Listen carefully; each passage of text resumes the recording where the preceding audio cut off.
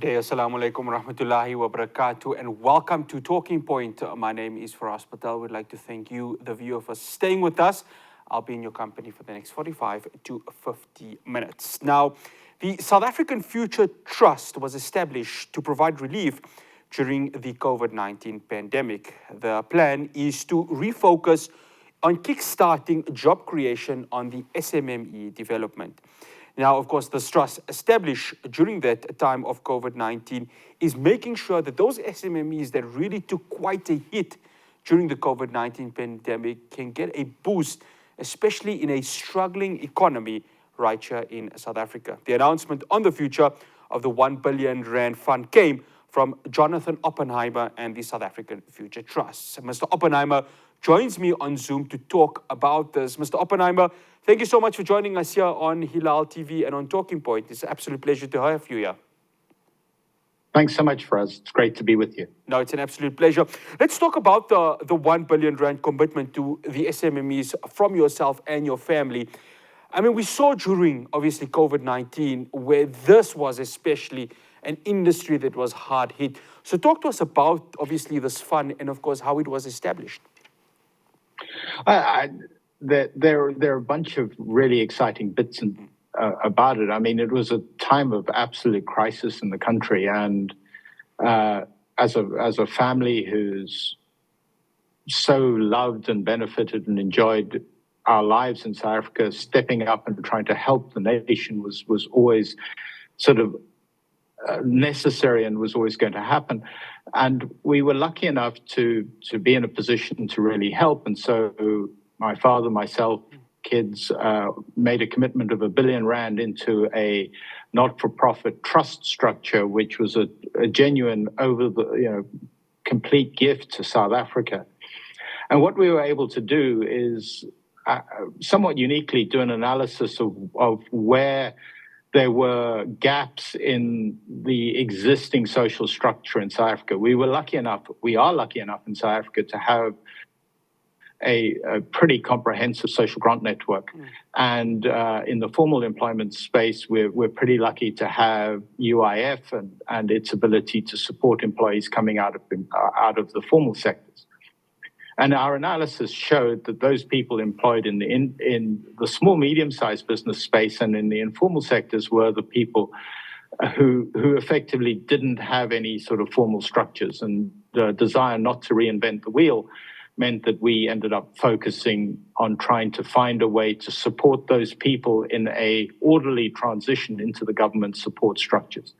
And so we were able to offer an idea, which was a 15-week transition where we paid money directly to the employees of companies, and those companies themselves nominated which employees were to receive it.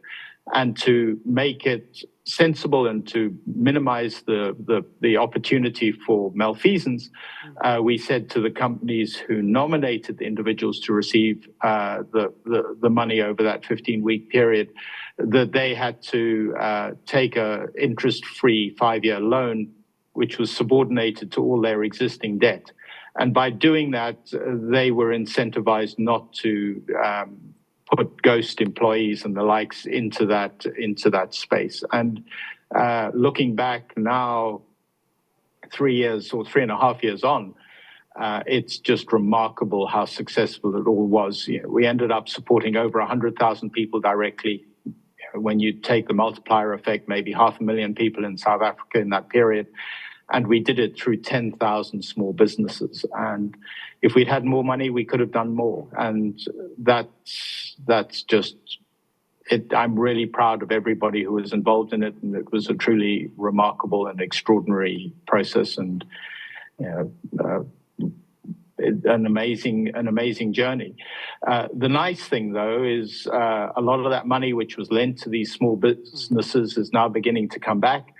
And we have the opportunity to do something good again with that money that's coming back, because it stays in the trust structures and remains committed to supporting South Africa and the small and medium-sized enterprises in South Africa as per the trust's mandate. And that's where we are today. Mr. Oppenheimer, the funding, of course, primarily is to help recover from those losses. What period are you looking at where you personally, your family, and of course the future trust can look at these businesses and say they are back on their feet? Because ultimately, the idea is to see these small and medium business enterprises get back on their feet. Is there a sort of timeline that you're looking at to see them personally, from your perspective, that would bring you satisfaction where they are at the level they need to be pre-pandemic? For us, yesterday, I think, is the answer to that, right? We're all desperate to see a huge amount of growth in South Africa. What we believe we're trying to do here is identify the issues that make growth difficult and try to bring solutions to those spaces. A classic case in point is in a bunch of the analysis we've done is that the cost of data for small businesses and managing data is a real impediment to their ability to access the market. Likewise, another point of research says point of POS, point of service payment systems are an issue. Cash flow is a big issue. And so we're trying to imagine products and ideas and systems which can facilitate really creating an ecosystem in which small businesses can prosper. How long will it take for those small businesses to prosper? I cannot tell you, but I would hope quickly. This isn't something where we do something today and 2, 3, 5 years from now, there is an effect. What we want to do is do something today and have a real meaningful impact in 6 to 12 months and continue to have that impact for as long as we can to create the South Africa we all want to live in. Ms. Oppenheimer, of course, you speak about the ecosystem, and there comes in my next question, because we know small and medium business enterprises don't work in a bubble. There has to be inclusivity, which has the big corporates and the major companies that they work with, of course. What would you say is the right ecosystem that is needed for these SMMEs to really thrive and make an even bigger contribution towards the South African economy? I think it's a tricky question. In reality, creating an environment which makes or identifies the key impediments to small and medium-sized business. We've already spoken about a few: cash flow, access to data, point of payment systems, access to supply chains. If we can begin to bring those solutions, and they don't need to they can effectively help connect formal business to the small business space, and that seems to me is a space that is underserved right now. If you're a big business or if you're government, you pay at 90 days or 120 days or, God forbid, 180 days. That kills the small business. But your systems can't support you paying any faster than that. So, yeah, it would be great to say to big business or to government, you have to pay at 7 days. The reality is that's trying to ask time to run backwards.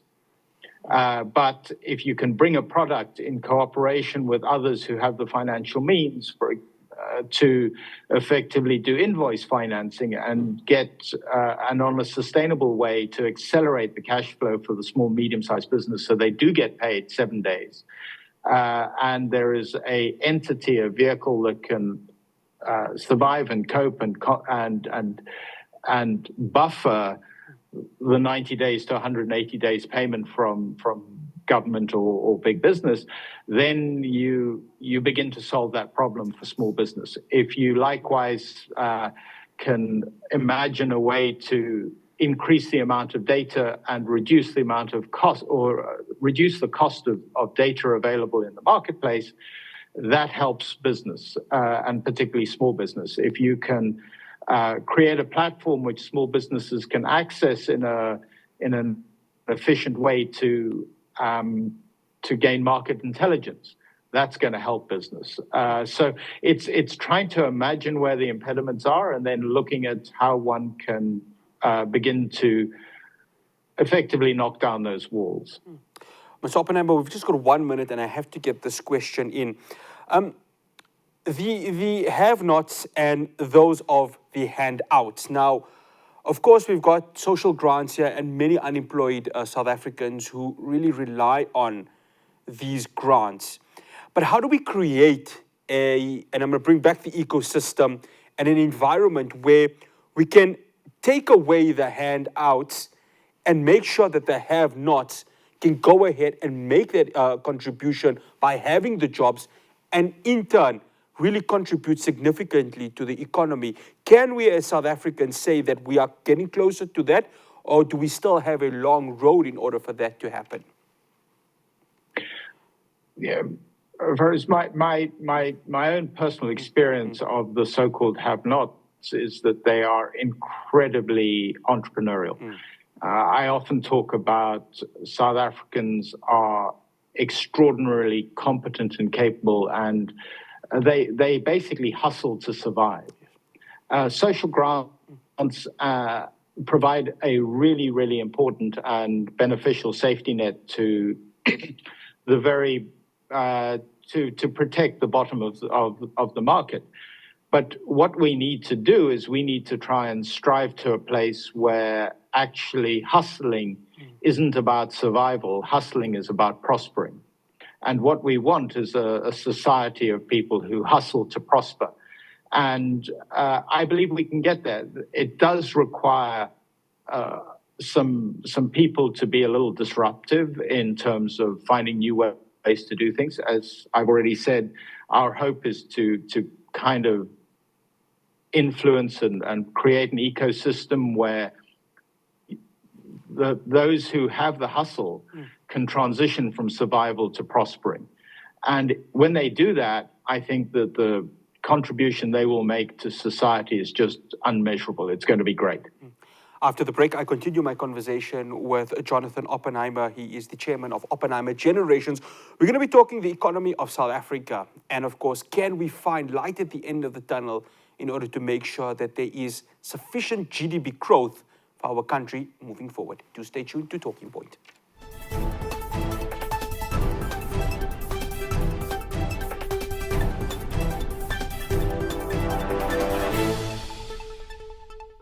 Welcome back to Talking Point. I'm in conversation with Jonathan Oppenheimer from Oppenheimer Generations. He, of course, serves as the chairman.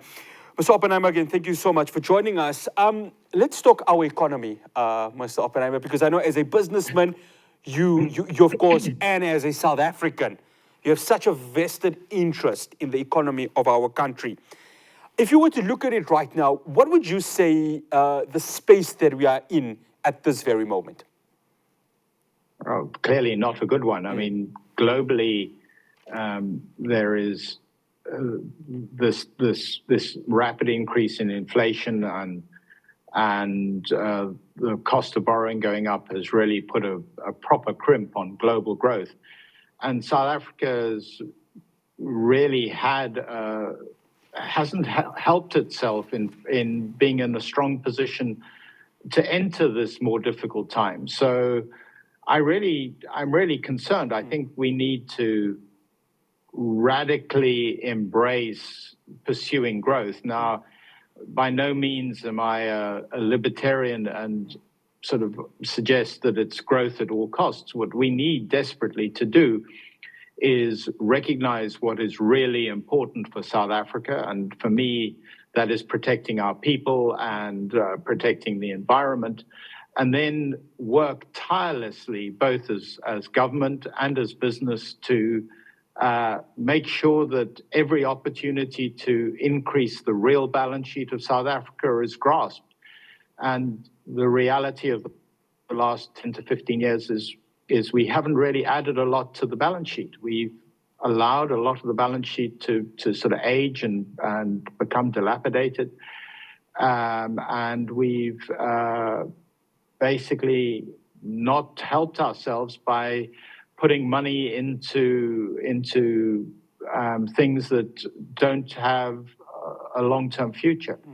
The analog for me, and never sure these things are right, but is we've got very good at giving people fish. We haven't got very good at teaching anyone to fish.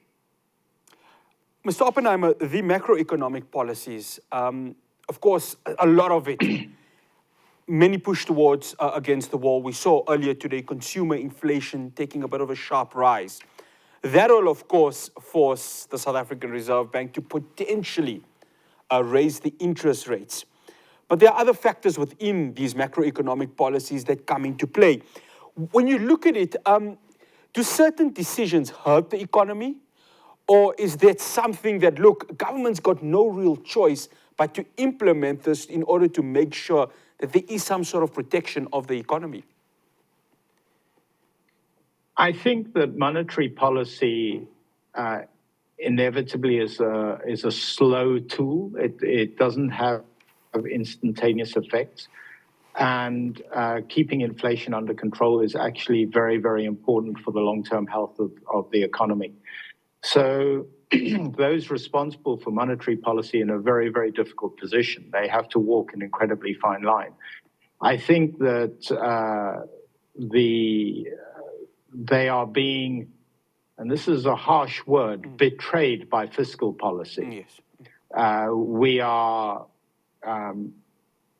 supporting significant salary increases in sectors of the economy which make very little difference to our overall GDP. We are not making it easy to build new real balance sheet. Case in point is issues around power generation. Yes, there have been some good moves in not requiring a license under 100 megawatts. That's really important and powerful and good. But the reality is, how many private producers of electricity have entered into and agreed contracts to put power back to Eskom? And the answer is not many. We look at what's happened in Transnet and the catastrophic decline in the efficiency of our ports and our rail system, and no one seems to be investing in repairing that. You look at big business, and against that environment where things are becoming more complicated, more expensive, and more difficult, they are choosing to invest less and less in South Africa, and particularly the multinationals, when confronted with an investment opportunity in South Africa or anywhere else, seem to, at this moment in time, be choosing anywhere else. And that ultimately is in part sentiment and in part the reality of the lived experience. It's incredibly difficult to do business right now in South Africa. So it's incredibly difficult to invest in the real balance sheet. Much easier to invest in the stock market or the bond market, because South Africa's markets are globally competitive and efficient. But that doesn't help the common man. It doesn't provide us with more goods and services in South Africa. That's people getting richer or poorer by playing in the markets. And when they leave nothing behind. It's a bit like taking a hand out of a glass of water. You didn't know the hand was there afterwards. Yeah, no, definitely. Mr. Oppenheimer, as a private sector businessman, you don't also live in a bubble. You speak to a lot of the rest of them, not only in South Africa, not only in the continent, and of course, across the globe also. A lot of the private sector, and when you read the papers and you listen to what is being said, when you listen to other media outlets, a lot of it is, look, we're afraid of a lot of the political ideologies or the political decisions from the ruling party. And of course, this does sometimes affect investment. Do you still foresee, and I know you yourself want to, of course, make the impact within South Africa, but the rest of the private sector, not just in this country, but overseas, when they look at South Africa from a political perspective, do they still trust South Africa as a safe haven for investment? I think there are two levels here for us. One is the rhetoric. And business is pretty good at looking past rhetoric. The other is the reality of the investment environment. And so if you look at what's happening in South Africa, I think the rhetoric has been difficult and bad. I mean, in particular, I think South Africa's, putting it politely, ambiguity around the Russia-Ukraine war is unhelpful. You know, America is our largest trading partner, or America and Europe are our largest trading partners. They are firmly behind Ukraine. Ukraine is the largest single grain exporter to Africa.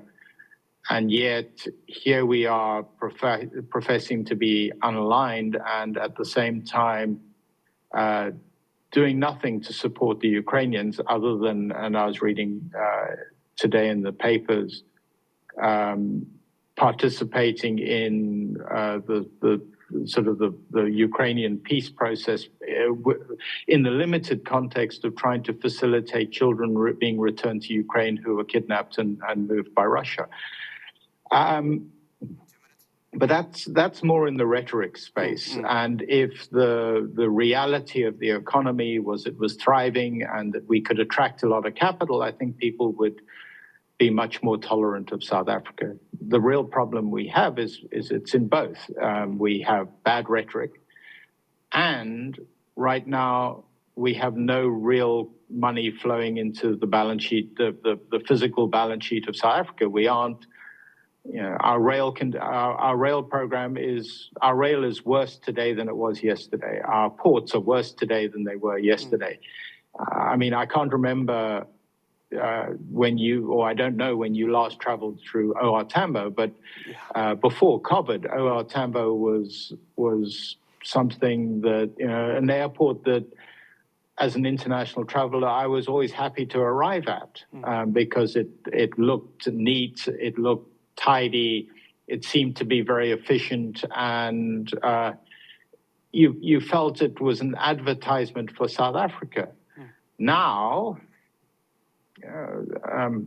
it kind of feels old, it feels tired, it feels unloved.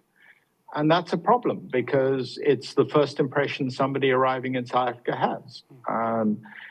You know, what we should be able to do is say, arrive, believe, see this extraordinary opportunity, and oh, by the way, we've got all these structures and mechanisms to support us or support you as an investor, whether you're domestic or foreign, to be able to grow your business and prosper in South Africa. And the reality of it isn't that. And so it's the combination, and I think the fiscal policy in South Africa really hasn't embraced growth. It really isn't helping growing our balance sheet, and therein lies the rub. I don't think this is a monetary policy issue. I think the monetary policy guys have been handed a really difficult situation, and they're doing the best they can in the circumstances. What's also hurting the fiscal policy is the energy crisis. That is where our next part of the conversation will continue with Jonathan Oppenheimer. Do stay tuned to Talking Point.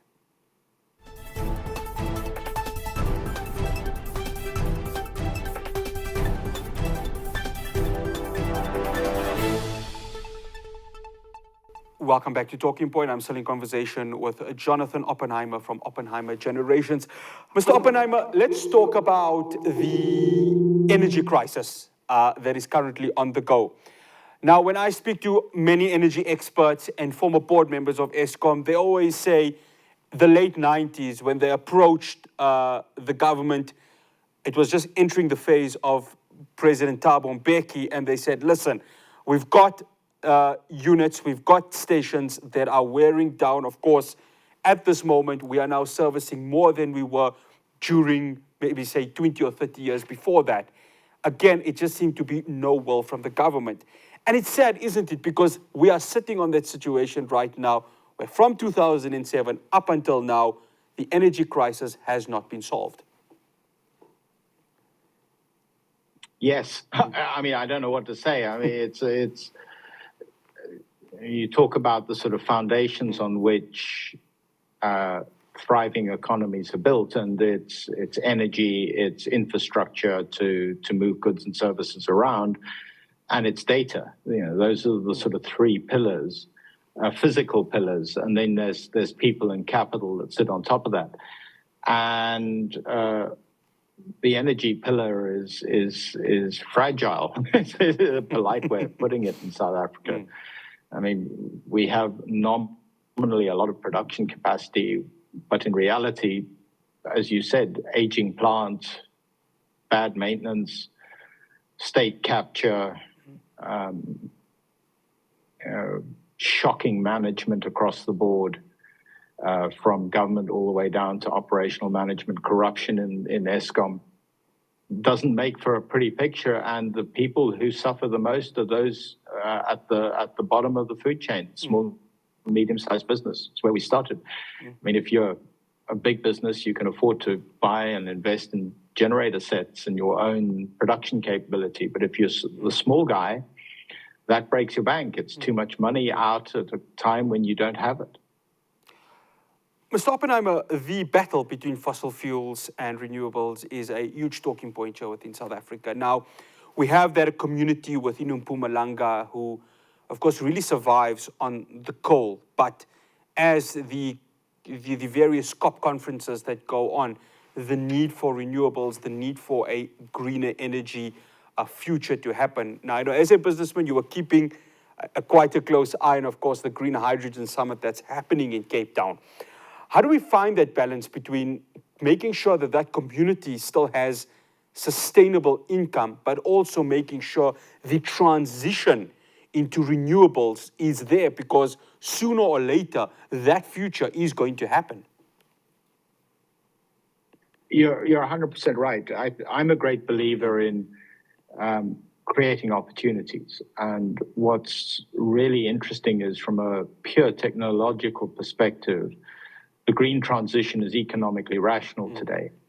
If you build wind or solar efficiently, its life cycle cost is less than that of hydrocarbon energy. So the right solution for our future energy needs is to go green. That isn't ever going to happen overnight. We can't build 25 to 30,000 megawatts in a year and switch off the coal-powered fire stations. It just doesn't happen like that. But if there is an orderly transition to sustainable energy, and we create an environment where people can retread themselves or use their existing skills to find new endeavors, I believe, just as every single transition that has occurred in human history has provided opportunities, that transition will provide opportunities to those people in Mpumalanga and elsewhere, which will be even more prosperous for them than participating in the existing hydrocarbon energy sector. In addition to that, and again, the people who are in a position to really facilitate that and help that are those people who set the regulatory environment. In South Africa, as I said earlier, I don't think there is a private power. I most probably am wrong, but there is a private power provider who is actually giving power back to Eskom from their own power sources, that has been signed up in 2023. I might be wrong in that, but it certainly feels that way.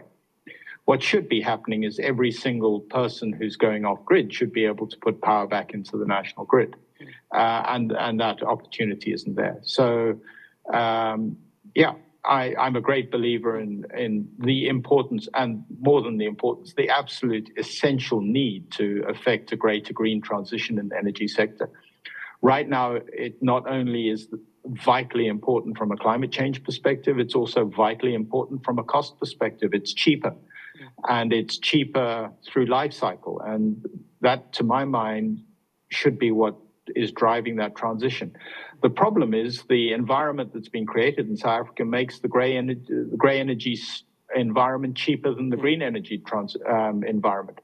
But that's not because of the green energy technology. That is because of the environment that has been created, the impediments to building green energy quickly, the impediments to connecting green energy to the grid.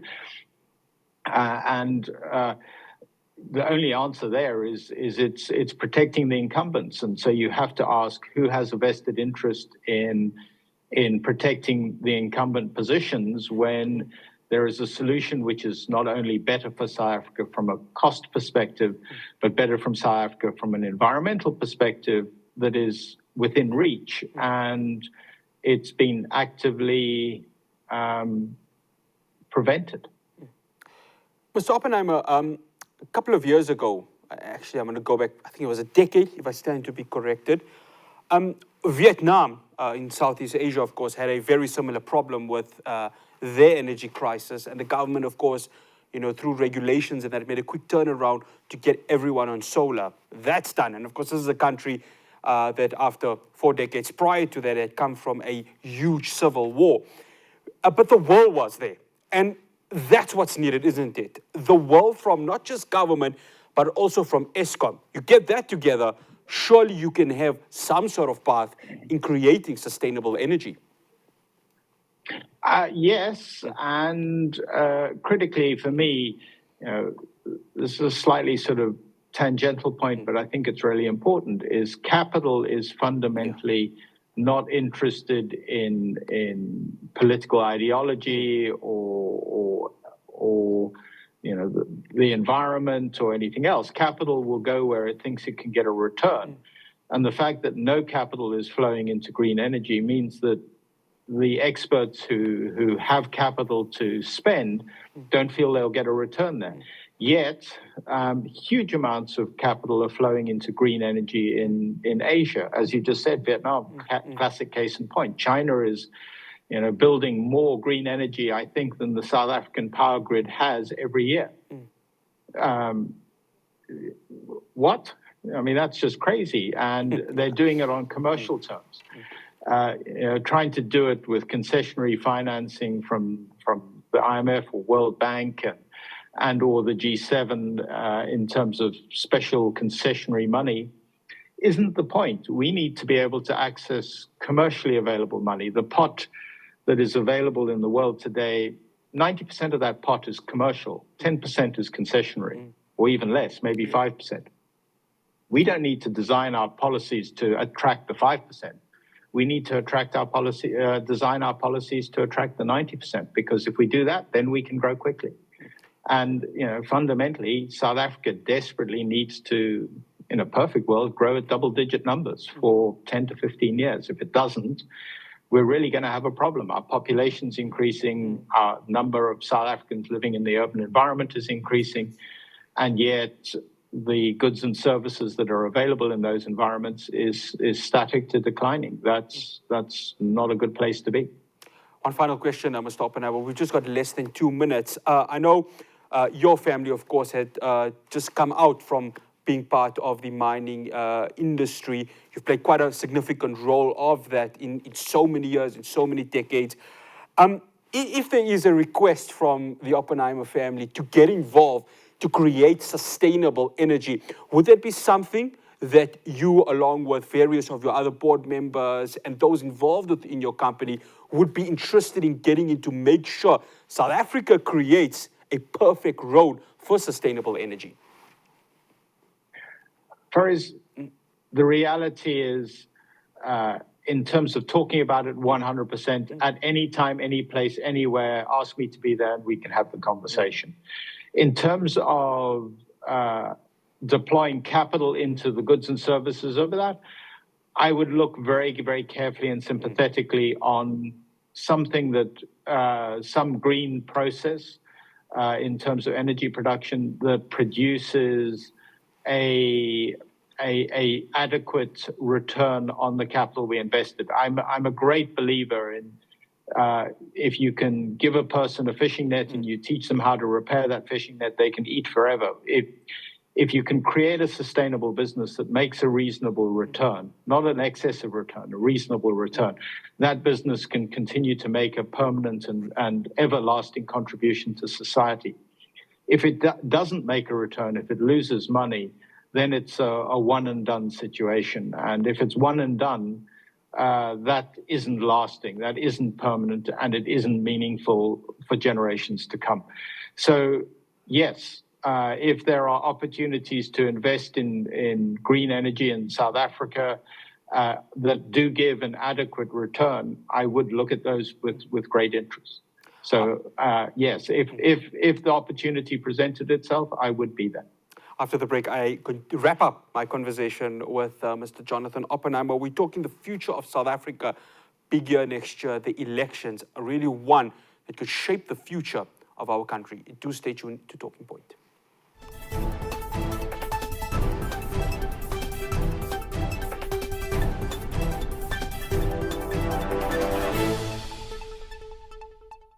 Welcome back. I'm in the final part of this conversation with Jonathan Oppenheimer from Oppenheimer Generations. Mr. Oppenheimer, as both you and I, as citizens of this country, I think there's definitely something that we can be unanimous with, and that is, of course, creating a really a great and sustainable future as citizens. And of course, the politicians would make the decisions, but ultimately, it's up to us as the citizens to also make that difference. And that difference to create that future is, of course, through elections. And that's where it starts, doesn't it? Putting your vote on whichever political party you're in favor in, then starts the difference, doesn't it? Yes and no. I think, I mean, if I can have a shout out to participating in the elections next year, 100%, please get out there and vote. Vote for who you think is going to make your life better as a South African, to give you and your kids and your grandkids a future.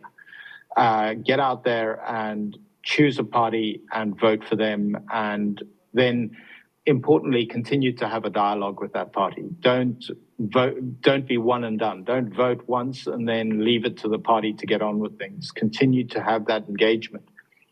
I mean, I think about, again, I was just reading today about Thabo Mbeki calling into question the claims by the ANC that it wanted to commence a renewal process in, was it 2017 and then 2019 and then 2022, and how they changed.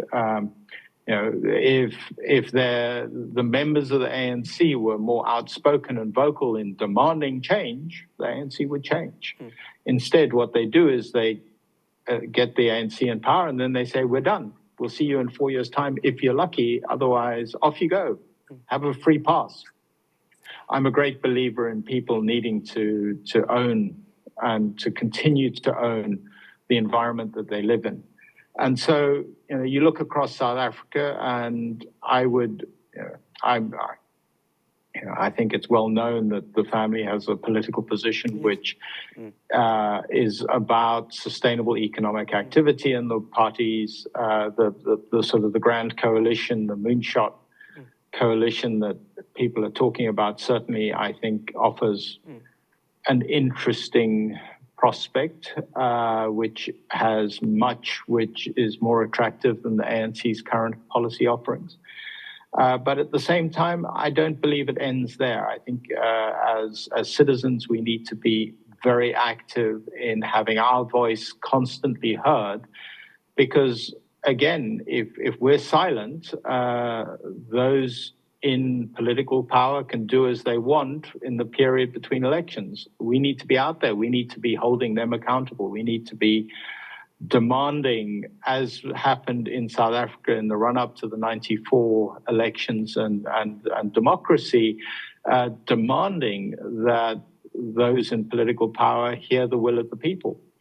And we need to reactivate civil society. We need to have a reimagining of the United Democratic Front. We need to see religious, civic, economic, political, social community groups acting in concert together to bring a voice from the people to be heard by the politicians. Mr. Oppenheimer, the famous saying, of course, Spider-Man, with great power comes great responsibility. But with ownership with this country comes greater education. They go hand in hand, don't they, in making sure that if you as the citizen want to have ownership of this country, which you deserve, the education needs to be there. The education, of course, making sure that the elections, the voting, you as the voter have that responsibility in making the change and, of course, creating the ownership that you can get. Yeah. Political participation is a right we all fought for, and we have, and we need to exercise it. But at the same time, if you look at our educational system, which informs your ability to have a view, you've got to say it's kind of disappointing. I mean, we have one of the highest percentages of government expenditure on education in the world, and our educational outcomes are extraordinarily bad. It's trite, and the language is not right, but it's just, to say it's disappointing. Actually, let's call it what it is. It's awful. I mean, it's beyond awful. It is betrayal of future generations of South Africans. I do quite a lot of work in the educational space through the Oppenheimer Memorial Trust, which is an educational charity my grandfather set up in honor of his father, and which continues to do a lot of work across the educational space in South Africa. And the importance of early childhood development is scientifically now a given. Everybody accepts it. And yet you look at the way the South African government has gone around supporting ECD and trying to regulate it and effectively bring it into a unionized space, in terms of moving ECD from into the educational department. Yeah, superficially, great idea. In practice, not such a good idea. Will result in a lot of the early childhood development spaces, which have been supported by grandmothers and civil society, basically being shut down. And that's going to further impact on our South African educational system. It's worrying. We do things which superficially seem to look very sensible at a policy level, but which have extremely negative unintended consequences. And then as a government, or as a country, we aren't very good at saying we got it wrong and we need to try something new. Mr. Oppenheimer, your family has played quite a significant role in South Africa, especially in terms of its assistance within the economy, and of course now with assisting the SMMEs in trying to get them back post-COVID-19. What is the future of yourself and your family in creating a better South Africa going forward? Because I know that you really want to make that difference. So if you were to look into the future, even the next 10 years, what would be the role of Jonathan Oppenheimer and his family in South Africa? So for us, I'm South African first, second, third, and fourth. I only have a South African passport. I don't have a British passport or some European passport or any other passport. I have a South African passport, and that's it. South Africa's home. And in terms of a commitment to South Africa and also to Africa, in the last 6 years, I have directed the family to invest $1 billion. So what's that, 20 billion rand in South Africa and the continent, looking to create businesses which will be around 10, 15, 20 years from now so that they can support the next generation. And I'll continue to do that. But critically, I have to believe that they will have longevity, and that I believe that the environment they operate in appreciates their economic participation in that environment, and how that economic activity supports the community and the environment we're in. So, yes, we sort of have a standing joke at home that I'll be the person who switches off the lights. Otherwise, they're going to have to take me out of South Africa kicking and screaming. I won't leave. It's home, and it's it's where I'm committed to making the biggest difference possible. Hence what we're doing with the South Africa Future Trust and small businesses, hence what we're doing with the OMT and education, hence what we're doing in terms of the environment and research and conservation, hence what we're doing in terms of trying to create real businesses in South Africa which will stand the test of time. Mr. Jonathan Oppenheimer, we'd like to thank you so much here for joining us on Talking Point on Hilaal TV. It has been a wholesome conversation. It was an absolute pleasure to host you here. Thank you so much. Yeah, it's an absolute pleasure. That is Jonathan Oppenheimer. He's the chairman of Oppenheimer Generations. That's all we have for you here on Talking Point. We'd like to thank you, the viewer, for staying with us on Hilaal TV. From myself, Fahraaz Patel, the rest of the team, Assalamu alaikum wa rahmatullahi wa barakatuh. Do have yourself a good evening.